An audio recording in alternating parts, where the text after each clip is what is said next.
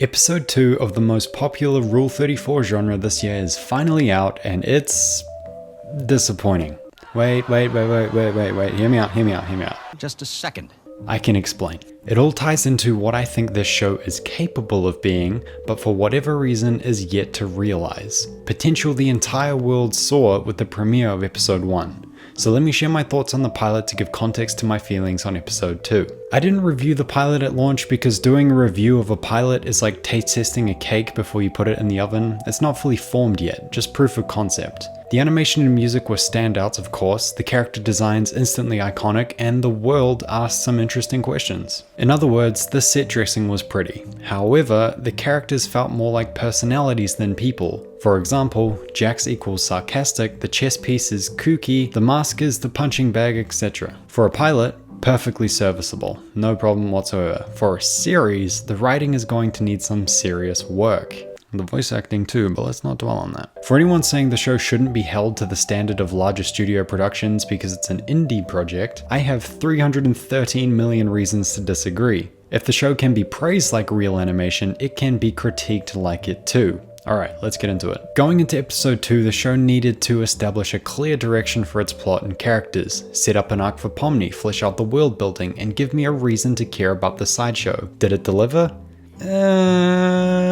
The show picks up on Pomni's first night at the circus. She's in a void akin to the sunken place, plummeting into darkness while the others look down from above. The nightmare reflects Pomni's newfound fear of abstracting, the only known way to truly die in the circus. She wakes up to Raggedy Ann inviting her on a side quest. Apparently Kane desperately needs the kids out of the house for some reason. The precursor to the main plot content made me notice something strange that I couldn't quite put my finger on until now. When there's not music, the conversations feel weirdly stilted in this show. Not because the lines themselves, but because the conversations have an unnatural pace to them. There she is. Hope you're doing all right. I know yesterday was a bit of a doozy. A doozy. Oh, and don't worry about the whole abandoning me for the exit thing. It's perfectly understandable what you were going through at the time, and there's no hard feeling. You're all good.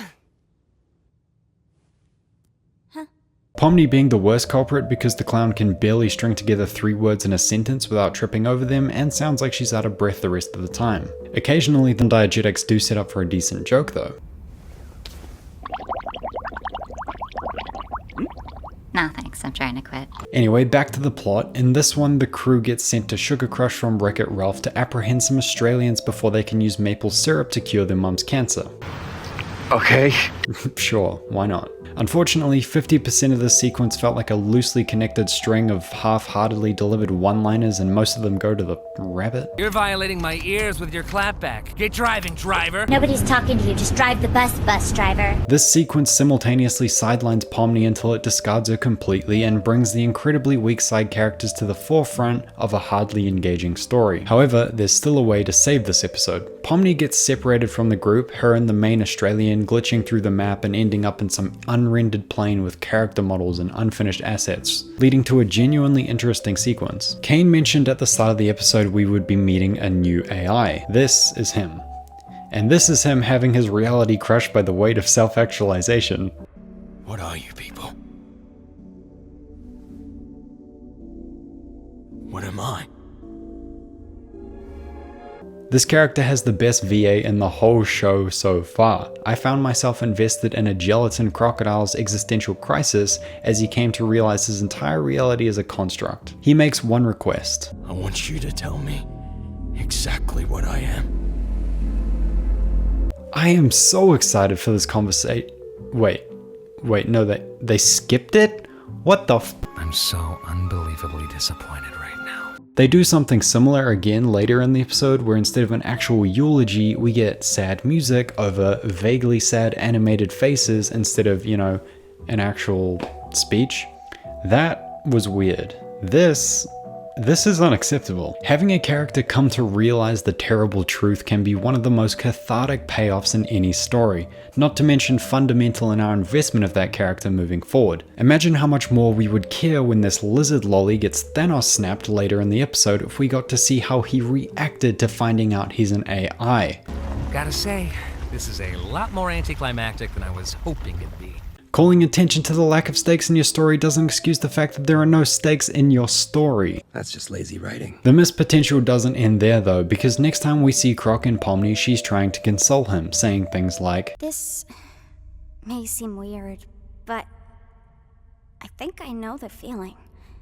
Well, maybe not the exact feeling, but feeling like you're nothing is kind of normal. I mean, people even feel like that in the world I came from. Except this is so frustrating to listen to because of her understated and stuttery line delivery. You would think if there is anything this woman is confident about, it's knowing that the reality they are in is a shit show. Instead, her nervous tone makes her consolation a drawn out, barely reassuring babble. Pomni and her new friend escape, they wrap up the B-plot, and Mr. Dundee decides to return to the circus with Pomni. Looks like one of these guys made it through.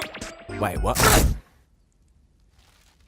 The Croc's unceremonious death is exactly the kind of twisted subversion I want out of this show. From the moment he agreed to come home with them, I was kinda hoping this would happen, but it was still brutal when it did. Of course, this begs the question, what was the point of the episode at all? We are in the exact same spot we started, but maybe that's the point? Maybe this is all building up Pomni's purgatory and setting up for an interesting character arc. I guess we're not gonna know for like 6 months until episode 3 comes out, huh?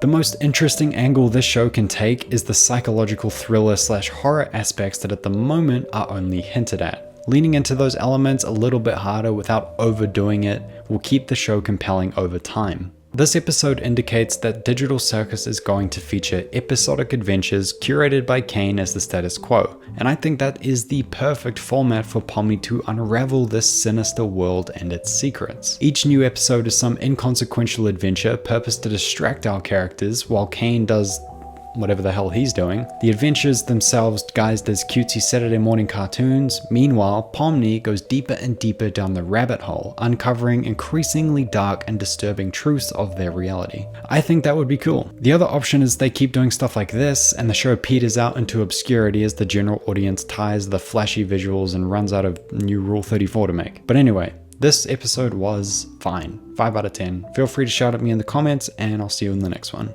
Goodbye.